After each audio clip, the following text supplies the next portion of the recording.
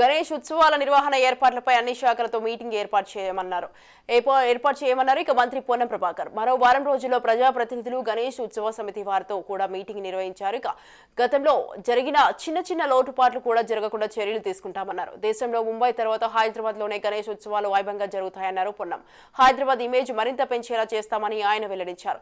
ప్రజలందరినీ భాగస్వామ్యం చేసి ఘనంగా నిర్వహించాలని నిర్ణయం తీసుకున్నామన్నారు. ఇక గణేష్ మండపం నిర్వాహకులు పోలీసులకు ఇన్ఫర్మేషన్ చేయాలని, అందరూ ఆన్లైన్ లో అప్లై చేసుకోవాలని మంత్రి పొన్నం వెల్లడించారు.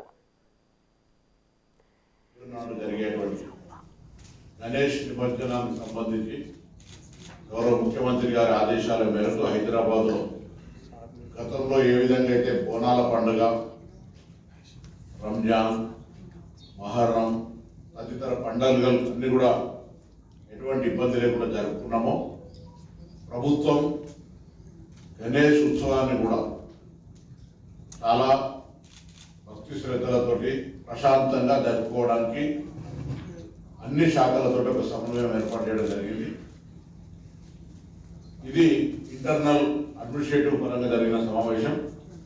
త్వరలోనే ఒక వారం 10 రోజుల్లో ఇతర హైదరాబాద్ సంబంధించిన ప్రజాప్రతినిధులతోటి, దాంతో పాటుగా గౌరవ ఈ యొక్క గణేష్ నిర్వహణ కమిటీ ఏదైతే ఉంటుందో, గణేష్ ఉత్సవ కమిటీ వాళ్ళతో కూడా అందరితో సమావేశం MCA పెట్టుకోవడం జరుగుతుంది. దానికంటే ముందు ఈరోజు అకౌంటబిలిటీ డిపార్ట్మెంట్ ఇంటర్నల్ కోఆర్డినేషన్ సంబంధించి ఎక్కడ కూడా ఉత్సవాల్లో ఇబ్బంది జరగదని, దానికి సంబంధించి అన్ని రకాల చర్యలు తీసుకోవడం జరిగింది.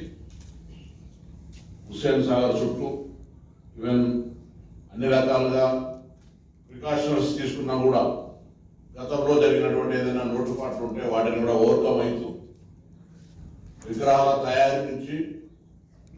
తయారీ ప్రాంతం నుంచి ఇతర జిల్లాలకు పోయేటి కావచ్చు, లేదా హైదరాబాద్లోనే వాడతో పోవాల్సి 15 రోజుల ముందు ఈ కార్యక్రమం స్టార్ట్ అవుతుంది. కాబట్టి ఈ కార్యక్రమాన్ని పర్యవేక్షిస్తూ అవసరమైన వాహనాలు ఏర్పాటు చేయడం, శాంతి భద్రతలను కాపాడడం, వినాయకులు ఊరేగింపుగా వచ్చే ప్రాంతాల్లో రోడ్లకు సంబంధించిన రిపేర్స్ కావచ్చు,